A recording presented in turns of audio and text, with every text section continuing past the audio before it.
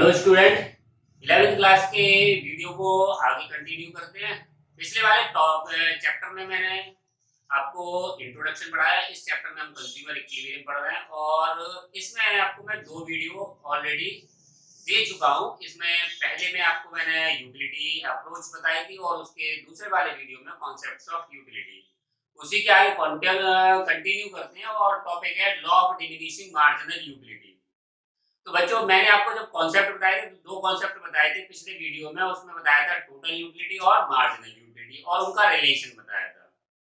अब लॉ है, law of diminishing marginal utility. ये क्या कहता है? It states that as consumption of a good increases then after a certain point the satisfaction go decline. It means consumer starts consuming more and more unit of a good, his satisfaction go decline. तो जब हम किसी भी commodity को consume करते हैं बच्चों, तो उससे उसका सेटिस्फेक्शन लेवल घटता है। बिगिनिंग में जब हम उसे कंज्यूम नहीं करते तो उसका सेटिस्फेक्शन बहुत ज्यादा होता है। जैसे मैंने पिछले वीडियो में आपको बताया हुआ कि आपको बहुत तेज भूख लग रही है, तो उस टाइम पीरियड में आप जब खाना खाना स्टार्ट करते हो तो उस समय पहली रोटी जो खाते हो उसके खाने की जो स्पीड है वो दूसरे खाना रोटी के खाने की स्पीड से ज्यादा होगी। और जैसे जैसे आपकी भूख शांत होती जाएगी वैसे वैसे आप क्या करेंगे, उस के जो स्पीड है वो डिक्रीज होती जाएगी। और एक पॉइंट ऐसा आएगा कि आपको जो पहला बाइट आपने रोटी का खाया था उससे जो सेटिस्फेक्शन मिल रहा था और जो लास्ट बाइट मिला खाया है उसका जो सेटिस्फेक्शन है दोनों में डिफरेंस होगा। यानी कि पहले वाले बाइट में बहुत ज्यादा इंटेंसिटी थी कंज्यूम करने की और लास्ट वाले बाइट में लास्ट हो गई, यानी कि there is no chance to increase the consumption of that commodity। यानी कि अब कंज्यूमर उस कमोडिटी की कोई भी यूनिट कंज्यूम नहीं करेगा। बच्चों, एक और एग्जांपल बताता हूं जो आजकल आप लोगों पर बड़ा अच्छे से फिट होता है। आप you are very keen to have a smartphone. तो एक पॉइंट जब आप सर्च करते हो नेट पर कि इसमें ये फीचर्स है, इसमें वो फीचर्स है, वही मोबाइल जब आप परचेज करते हो तो उसकी आपकी जो लेवल ऑफ सेटिस्फेक्शन होता है वो बहुत ज्यादा होता है। लेकिन जब आप उसे कंज्यूम करना स्टार्ट करते हो आफ्टर 1 ईयर और 2 ईयर, वही जो सेटिस्फेक्शन आपको पहले बहुत ज्यादा दे रहा था वही मोबाइल अब आपको क्या करेगा, डिससेटिस्फेक्शन या अनसेटिस्फाई करेगा। तो वही पॉइंट है, कह रहा है एक और चीज बता देता हूं। ये लॉ जो है वो फंडामेंटल लॉ ऑफ कंजम्पशन है, साइकोलॉजिकल लॉ है। किसने दिया? सबसे पहले दिया एक जर्मन इकोनॉमिस्ट थे एच गोसेन। उन्होंने सबसे पहले इस लॉ को दिया और इसीलिए उसे कहा गया फर्स्ट लॉ ऑफ कंजम्पशन या Gaussian first law of consumption. बाद में इसे साइंटिफिकली प्रूव किया मार्शल ने, इसीलिए इसे मार्शल लॉ ऑफ कंजम्पशन या मार्शल ने इसको नाम दिया डिमिनिशिंग मार्जिनल यूटिलिटी। यानी कि जब कंज्यूमर कोई कमोडिटी को कंज्यूम करता है तो उसका सेटिस्फेक्शन हर एक एडिशनल यूनिट से डिक्रीज होता है, ऐसा मार्शल ने कहा। और सबसे पहले कहा ये बात किसने? एच हुसैन ने, जो जर्मन इकोनॉमिस्ट थे। ये 1 मार्क्स के क्वेश्चन से बेटे ध्यान से ध्यान रखना, आपको इसको रिमाइंड करना। तो मैंने यहाँ लिखा हुआ है it is the fundamental law of consumption. It was first given German economist H Gossen. That's why it is called Gossen first law of consumption. The law finally developed by the doctor Marshall. फिर according to Marshall, Marshall ने definition की क्या दी? As consumer increase the consumption of a good. Good एक ही होगी बच्चों, क्योंकि हम माइक्रो कॉन्सेप्ट पढ़ रहे हैं इसीलिए गुड एक ही है। His marginal satisfaction go decline। जैसे जैसे वो उस कमोडिटी की एडिशनल यूनिट कंज्यूम करता जाएगा उसका सेटिस्फेक्शन घटता जाएगा। बच्चों, ये लॉ अप्लाई होने के लिए कुछ अजम्पशन है, वो अजम्पशन देख लेते हैं। सबसे पहले all unit of consumption are homogeneous. यानी कि आप जितनी कमोडिटी, उस कमोडिटी की जितनी यूनिट कंज्यूम कर रहे हो वो सब होमोजेनियस होनी है। होमोजेनियस क्या होती है? सिमिलर। अब सिमिलर कैसे होगी? अगर आपने अ कप ऑफ टी, एक कप चाय पी है तो दोबारा भी एक कप चाय ही पीजिए। फिर दोबारा में आपको स्पून ऑफ टी नहीं पीनी। बात समझ में आ गई? यानी कि आपने पहले तो 1 कप चाय पी ली, फिर 1 चम्मच चाय पी ली, तो बच्चों नहीं हो पाएगा ना। सैटिस्फैक्शन तभी कब होगा जब आप 1 कप चाय के बाद दोबारा से फिर से 1 कप चाय पिए और कप का साइज वही होगा जो पहले था, यानी कि उसकी जितनी यूनिट है वो होमोजीनियस होनी चाहिए। दूसरी, सूटेबल यूनिट ऑफ कंजम्पशन। तो सूटेबल क्या है? सूटेबल है a cup of T, a glass of water. Suitable क्या नहीं है? सूटेबल नहीं है अ बकेट ऑफ वाटर, यानी कि अगर किसी को प्यास लग रही है तो वो क्या मांगेगा? 1 गिलास पानी मांगेगा, कभी ये नहीं कहेगा कि मुझे 1 बाल्टी पानी पिला दो या 1 जग पानी पिला दो। ऐसा पॉसिबल नहीं है, ये सूटेबल यूनिट नहीं है।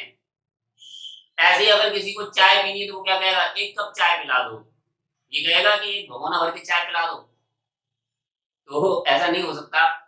वो एक सूटेबल यूनिट है जिसके कंजम्पशन आपको करने हैं, उतने ही करने हैं जितने की आपको जरूरत है। फिर है कंजम्पशन शुड बी कंटीन्यूअस, बीच में कोई इंटरवल ना हो। जैसे अगर किसी को भूख लग रही है, वो खेल रहा था, आप लोग खेल रहे थे और आपको भूख लगी तो आप घर में दौड़ के गए और कुछ खाया है, फिर खेलने लगे, फिर कुछ खाया है, तो इससे आपका सेटिस्फेक्शन इंक्रीज होगा, डिक्रीज नहीं होगा। ऐसे ही अगर कोई व्यक्ति रेगिस्तान में घूम रहा है और उसे प्यास लग रही है, तो उसे 1 चम्मच पानी पिला दो, तो उसका सेटिस्फेक्शन लेवल घटेगा नहीं बल्कि क्या हो जाएगा? बढ़ जाएगा। तो ये वो केसेस हैं जहां पर ये लॉ अप्लाई होगा। इन कंडीशन के एब्सेंट होने की वजह से अगर होती हैं तो फिर लॉ ये अप्लाई नहीं होगा। इसलिए इन लॉ को अप्लाई करने के लिए आपको ये एजम्पशन फुलफिल करना कंपलसरी है। बच्चों, ये लॉ अप्लाई करने के लिए कारण क्या क्या? पहला कारण है, पहला कॉज है डिक्लाइन इंटेंसिटी ऑफ वांट। ये क्या होता है कि बच्चों जब आप कोई भी कमोडिटी कंज्यूम करते हो तो पहले उसकी इंटेंसिटी क्या होती है? बहुत ज्यादा होती है, और जब आप उसे कंज्यूम करना स्टार्ट करते हो तो उसकी इंटेंसिटी घटती चली जाती है।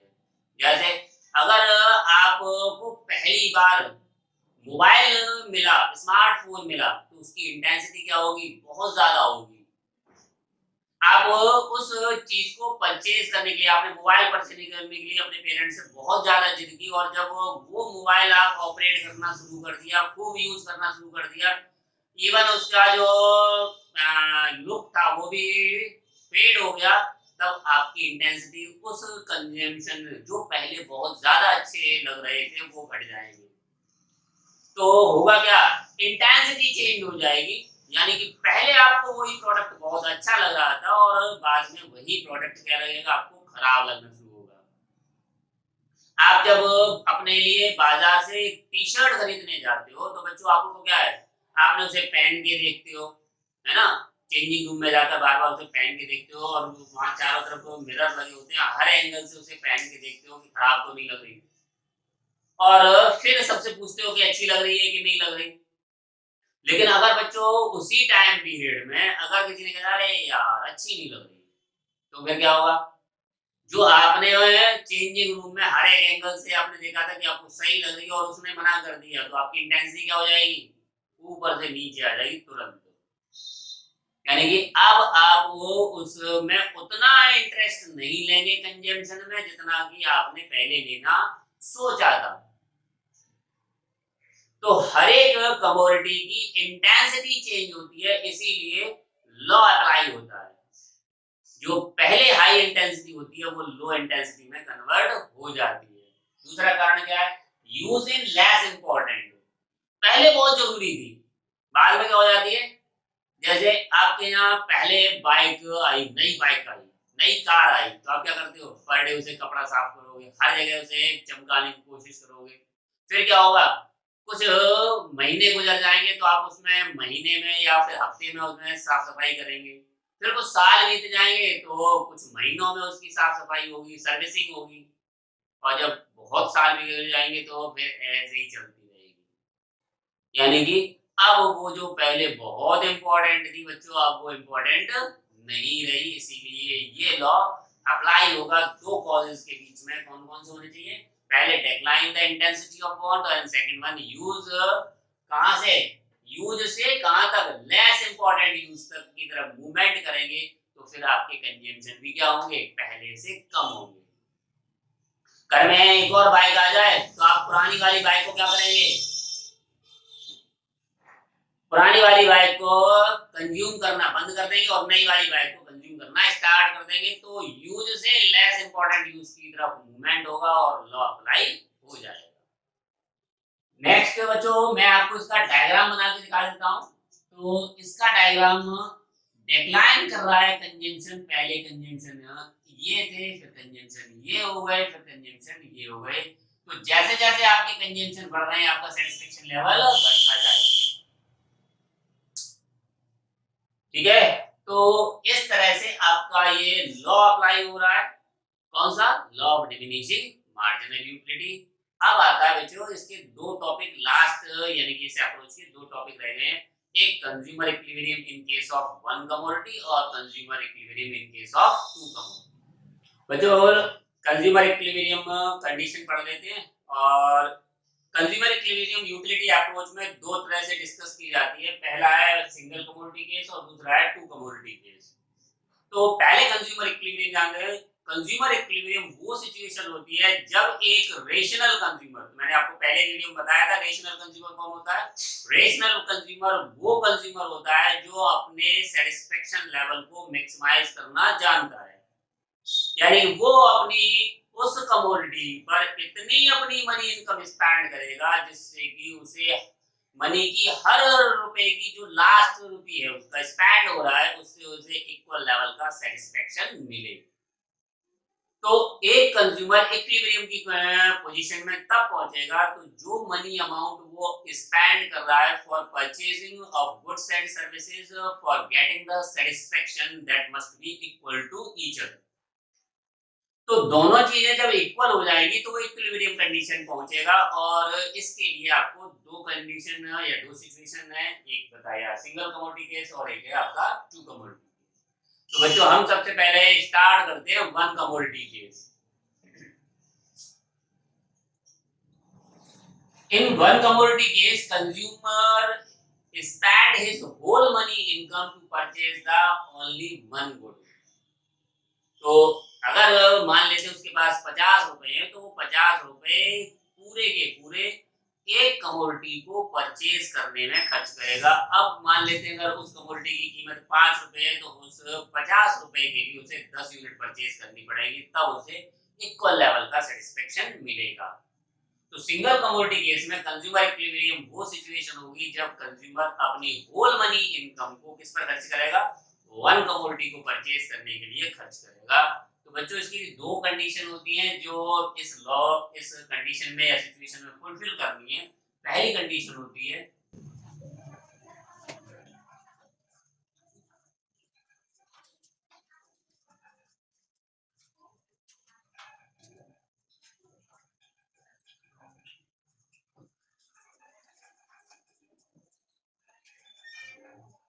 तो दो कंडीशन होती है बच्चों जब एक कंज्यूमर सिंगल कमोडिटी को कंज्यूम करेगा तो दो कंडीशन मस्ट बी सेटिस्फाइड। पहली कंडीशन है marginal utility must be equal to price of the commodity. तो जितना सेटिस्फेक्शन उसे एडिशनल सेटिस्फेक्शन उसे मिल रहा है उस कमोडिटी से वो प्रोडक्ट की प्राइस के इक्वल होना चाहिए। और दूसरा है मार्जिनल यूटिलिटी डिक्लाइन होनी चाहिए, डिक्रीज होनी चाहिए। जब ये दो सिचुएशन फुलफिल होगी तो फिर एक कंज्यूमर जो अपनी मनी इनकम को दोनों कमोडिटी पर परचेज सिंगल कमोडिटी को परचेज करने में खर्च कर रहा है उस पर उसे इक्वल लेवल का सेटिस्फेक्शन मिलेगा। तो डायग्राम से देख लेते हैं बच्चों। अभी मैंने एक डायग्राम बनाया था वही डायग्राम फिर से आपको यहाँ बना के दिखाता हूँ।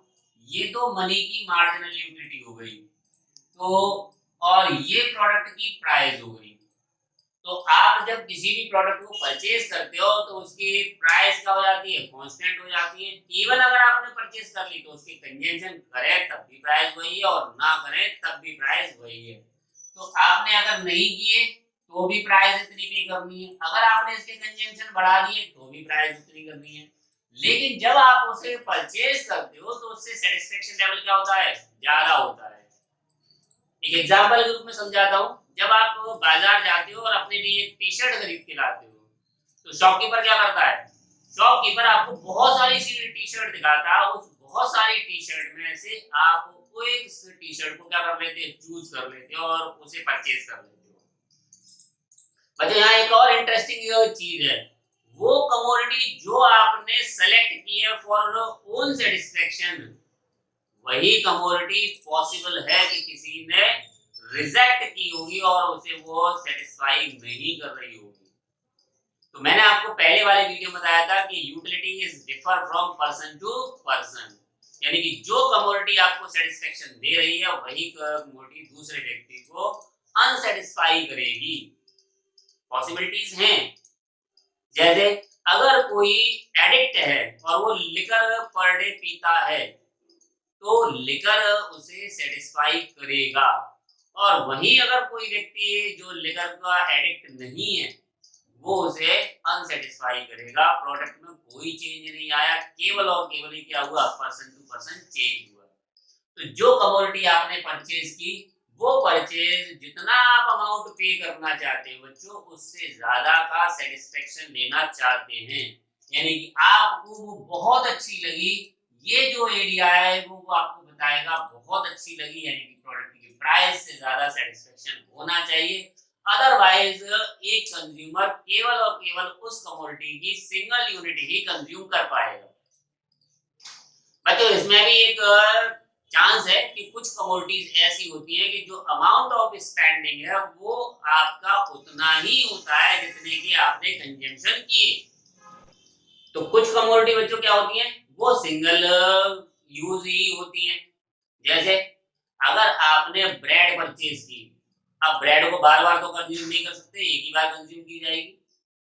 सब्जी में ऑयल एक ही बार यूज किया जाएगा, ऐसा तो है नहीं कि आपने सब्जी तैयार कर ली, बना ली और फिर उसे छलनी में रख दिया और उसमें तेल छन के नीचे आ जाएगा, बार बार यूज होगा, डेफिनेटली नहीं होगा। तो कुछ कमोडिटी ऐसी होती हैं जिनके कंजम्पशन एक ही बार होते हैं। तो जो कमोडिटी आप सिंगल टाइम यूज करते हो, कुछ कमोडिटी ऐसी होती है जो बार बार यूज करते हो। तो ये वही एरिया है जब आप कमोडिटीज को बार बार यूज करेंगे।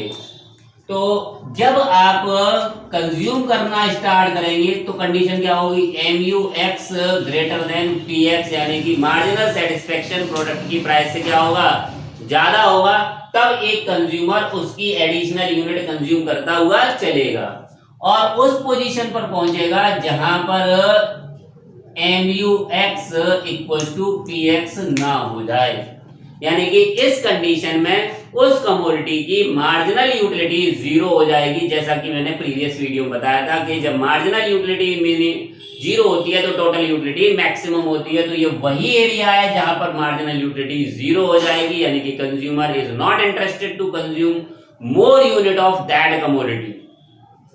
मोर यूनिट कब तक करेगा, जब ये एबव द प्राइस होगा तो फिर वो एडिशनल कंजम्पशन करता जाएगा, और जब इस पॉइंट पर पहुंच जाएगा तो फिर उसकी एडिशनल कंजम्पशन करना पसंद नहीं करेगा। और इसके बाद ये जो एरिया है बच्चों, यहां पर मार्जिनल यूटिलिटी क्या होगी, लेस देन PX होगी। तो इस डायग्राम में बच्चों आप एक चीज समझ सकते हो कि जब भी इक्विलिब्रियम वर्ड आएगा तब तीन सिचुएशन है आपका। पहला MUX ग्रेटर देन PX, यानी कि one variable greater than other variable. दूसरी सिचुएशन है MUX इक्वल्स टू PX, यानी कि one variable equals to other variable. और तीसरी सिचुएशन है MUX less than PX, it means one variable is less than other variable. तो अब क्या होगा, जब कंडीशन आती है, यानी कि व्हाट हैपेंस व्हेन,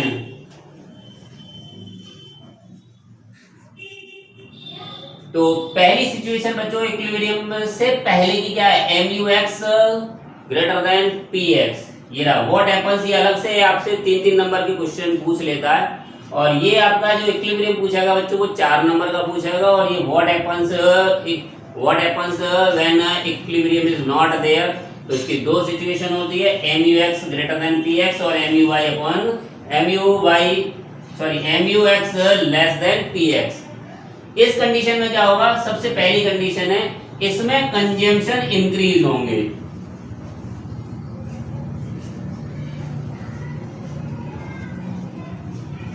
कब तक, जब तक कि ये इक्विलिब्रियम पर पहुंच ना जाए। और इक्विलिब्रियम की कंडीशन क्या है, MUX इक्वल्स टू PX।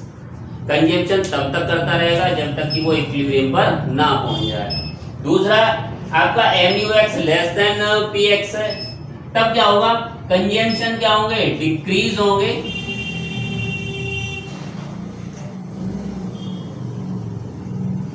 और कब तक डिक्रीज होंगे, जब तक कि MUX इक्वल्स टू PX ना हो जाए। तो बच्चों आप कभी कभार जो टी शर्ट आप पर डे पहनना शुरू करेंगे उसका सेटिस्फेक्शन घटेगा, तो आप क्या करते हो, बीच में ब्रेक देते हो। आज पहन ली तो 4 से 8 10 दिन नहीं पहनोगे, फिर उसे पहनोगे। ऐसे ही आज जो सब्जी से रोटी खा ली वो रेगुलर 8 दिन या 10 दिन नहीं खा सकते हो, बीच में क्या करोगे, आप बदलते रहोगे। आज खा ली फिर 4-6 दिन बाद खाएंगे। दाल आज भी वो खा ली फिर वो कल नहीं खाएंगे। तो बीच में क्या मिलेगा, इंटरवल मिलेगा, और इंटरवल मिलने से सेटिस्फेक्शन लेवल क्या होगा, बढ़ जाएगा। तो जिन कमोडिटी के कंजम्पशन बढ़ाए जाएंगे तब जब MUX ग्रेटर देन PX होगा। और कब तक किए जाएंगे, जब तक कि MUX इक्वल्स टू PX ना हो जाए। फिर दूसरा है MUX लेस देन PX। इसमें क्या होगा, इसमें कंजम्पशन घटाए जाएंगे, कब तक, जब तक कि ये इक्विलिब्रियम पर ना पहुंच जाए। वो क्या है, MUX इक्वल्स टू PX। ठीक है बच्चों, और आपको ये 2 टॉपिक मैंने इस वीडियो में बता दिए, एक आपका लॉ और दूसरा आपका consumer equilibrium in case of single commodity. अब नेक्स्ट वीडियो में आपको बताऊंगा consumer equilibrium in case of 2 commodity, और इसके साथ ही आपका यूटिलिटी अप्रोच कंप्लीट हो जाएगा। फिर आपको स्टार्टिंग करेंगे नेक्स्ट अप्रोच की, वो है आपकी इंडिफरेंस कर्व अप्रोच। बच्चों यूटिलिटी अप्रोच का ये लास्ट टॉपिक है, consumer equilibrium in case of 2 commodity. तो इन केस ऑफ 1 कमोडिटी के बाद 2 कमोडिटी, रियल लाइफ में क्या होता है, एक्चुअली एक कंज्यूमर मोर देन 1 गुड का कंजम्पशन करता है। इसीलिए इस लॉ को एक्सपैंड किया गया 2 कमोडिटी केसेस में, जहां पर एक कंज्यूमर मैक्सिमम सेटिस्फेक्शन गेन करेगा फॉर कंज्यूमिंग 2 गुड। तो according to this law, a consumer will spend his money income in such a way that utility gained from the last rupee spent on each good is equal। इसका मतलब है कि अगर एक consumer 2 commodity को consume कर रहा है तो उसका जो मनी इनकम स्पेंड हो रहा है दोनों कमोडिटी से, उससे उसका मार्जिनल सेटिस्फेक्शन इक्वल होगा दोनों कमोडिटी से। इसलिए इस लॉ को कहते हैं इक्वी मार्जिनल यूटिलिटी, यानी कि दोनों कमोडिटी पर इक्वल अमाउंट पर सेटिस्फेक्शन गेन होगा एक कंज्यूमर को। और ये उस पॉइंट पर डिटरमाइन करता है जहां पर एक कंज्यूमर 2 कमोडिटी को कंज्यूम कर रहा है। इसकी कुछ कंडीशन है। पहली कंडीशन है बच्चों, MUX upon PX equals to MUY upon PY, जिसकी हम इक्वी मार्जिनल यूटिलिटी इसकी जो बात कर रहे हैं वो ये है बच्चों कि MUX upon PX equals to MUY upon PY। और ये किसके बराबर होगा, ये उसकी मनी की मार्जिनल यूटिलिटी के बराबर होगा, यानी कि amount of spending on each good are equal. दूसरी कंडीशन क्या है, law of diminishing marginal utility operates हो रहा है। तो जब law of diminishing marginal utility operate होता है तो आप प्रीवियस टॉपिक में पढ़ चुके हो कि एडिशनल कंजम्पशन से सेटिस्फेक्शन क्या होगा, डिक्रीज होगा। तीसरी कंडीशन क्या है, price of X good into quantity of X good plus price of Y good into quantity of Y good is equals to money income जो उसने स्पेंड करनी है 2 कमोडिटी। तो जो PX इंटू QX है और PY इंटू QY है वो आपका मनी अमाउंट स्पेंड कर रहा है, यानी कि एक्सपेंडिचर है ऑन एक्स गुड और एक्सपेंडिचर ऑन वाई गुड का sum total. Expenditure on x good यानी कि PX इंटू एक्स, यानी कि किसी ना किसी कमोडिटी कुछ ना कुछ प्राइस रही होगी और कुछ ना कुछ क्वांटिटी रही होगी, उन दोनों का मल्टीप्लिकेशन होता है एक्सपेंडिचर के बराबर। तो PX into QX plus PY into QY equals to money income जो उसने खर्च करनी है। और हमने यहाँ एज्यूम कर लिया कि एक्स गुड की प्राइस 10 रुपीज है और वाई गुड की प्राइस 5 रुपीज है और उसकी मनी इनकम कितनी है, 50 रुपए है। तो उसका सेटिस्फेक्शन, ये उसका मनी इनकम 50 रुपए है और वो सेटिस्फेक्शन वहां गेन करेगा जहां इनका एक्सपेंडिचर सम के उन दोनों के सम के एक्सपेंडिचर उनके सम के बराबर हो जाए। बच्चों उसी एजम्पशन से टेबल देख लेते हैं। हमने एज्यूम कर रखा है मार्जिनल यूटिलिटी ऑफ एक्स कितना है 90, 80, 70, 60, 50 और 40। तो जैसे जैसे वो एक्स गुड की यूनिट बढ़ाएगा उसका सेटिस्फेक्शन लेवल डिक्रीज होगा, जैसा कि law of diminishing marginal utility कहता है। ऐसे ही जब वो y के कंजम्पशन बढ़ाएगा तो मार्जिनल यूटिलिटी y की भी डिक्रीज होगी। और टू कमोडिटी केस में हमारा जो एक कंडीशन है वो क्या है, M U X upon P X. तो हमने प्राइस एक्स की मानी थी 10, तो डिवाइड करते जाएंगे, हमारे पास जो वैल्यू आएगी वो 98765 ऐसे y से निकालेंगे तो M U Y upon P Y करेंगे तो आपका 65 का डिवाइड 5 से करेंगे तो 12, 10, 9, 7, 5, 4। अब उसकी जो बच्चों मनी इनकम थी वो कितनी थी, 50 थी। हमारे पास जो इक्वेशन थी वो क्या थी, P X into Q X plus P Y into Q Y, यानी कि इनके एक्सपेंडिचर, दोनों कमोडिटी के एक्सपेंडिचर उसकी मनी इनकम के बराबर होने चाहिए। तो हमारे पास प्राइस ऑफ एक्स है कितनी, 10। अब यहां पर देखो हमारे पास इक्विलिब्रियम कहां बन रहा है। तो देखो एक तो हमारे पास इक्विलिब्रियम बन रहा है ये 9, दूसरा बनना है हमारे पास ये 7 और तीसरा बनना है ये 5। तो इन्हीं तीनों पर हम अगर अपनी वैल्यू फिट करके देखते हैं तो क्या आंसर आएगा। तो हम पहले वाले में देखते हैं। तो अगर वो x की 1 यूनिट कंज्यूम करेगा और y की 2 यूनिट कंज्यूम करेगा तो उसका टोटल अमाउंट क्या होगा, 10 + 10 = 20 और उसकी मनी इनकम कितनी है, 50 रुपए है। तो ये इक्वल नहीं हुआ, इसलिए अभी वो क्या करेगा, कंजम्पशन बढ़ाएगा। दूसरा हमारा इस पर आता है, तो यहाँ पर वो कंजम्पशन कितने कर रहा है, 3, तो 10 × 3 प्लस और यहाँ कितने कर रहा है, 4, तो 5 × 4 = 30 + 20 = 50। ये उसका इक्विलिब्रियम है। बच्चों यहाँ भी देख सकते हो, तो यहाँ पर उसके 50 रुपीज के कंजम्पशन तो हो गए एक्स से और 25 भी हो गए, तो ये ओवर हो रहा है, इसीलिए ये उसका इक्विलिब्रियम नहीं होगा। तो 3 यूनिट वो यूज करे कितने, एक्स गुड की, और 4 यूनिट अगर वो कंज्यूम कर रहा है वाई गुड की, तो वो इक्विलिब्रियम पर रहेगा और उसका टोटल मनी अमाउंट उसकी इनकम के बराबर होगा जो की है। वो मनी अमाउंट जो उसने स्पेंड किया है और जो मनी अमाउंट उसके पास है, यानी कि उसके एक्सपेंडिचर और मनी अमाउंट दोनों इक्वल हो गए, इसलिए ये इक्विलिब्रियम केस बनेगा। बच्चों इसका डायग्राम भी देख लेते हैं। तो ये आपका वाई एक्स हो गया। अच्छा बच्चों ये तो एक कमोडिटी के लिए हुआ। अगर मैं दूसरी कमोडिटी, हमारे पास 2 कमोडिटी है, तो दूसरी कमोडिटी का कहां से होगा, तो इसके लिए मैंने क्या किया, यहां पर एक वाई एक्स और खींच दिया, तो ये आपका ओ हो जाएगा और ये आपका एक्स डैश हो जाएगा, ओ डैश। तो ये हो जाएगा वाई डैश, ओ डैश और एक्स डैश। तो इस तरह से भी चल सकते हैं और एक इस तरह से। तो 2 कमोडिटी केस हो गए। यहाँ पर हमने M U X upon P X को मेजर किया है, यहाँ हमने M U Y upon P Y को मेजर किया है। तो यहाँ देखो बच्चों ये डिक्रीज हो रहा है, इसलिए यहाँ पर इसका जो कर्व होगा वो क्या होगा, डाउनवर्ड होगा, M U X upon P X. और ऐसे ही यहाँ देखो ये भी 12, 10, 9, 7 ये भी डिक्रीज हो रहा है, तो यहाँ ये भी डिक्रीज होगा और ये हो जाएगा M U Y upon P Y. तो जो इक्विलिब्रियम बनेगा वो इस लेवल पर बनेगा और यहाँ पर कंज्यूमर 2 कमोडिटी पर अपने मनी अमाउंट को जब स्पेंड करेगा तो इक्विलिब्रियम की पोजीशन पर होगा।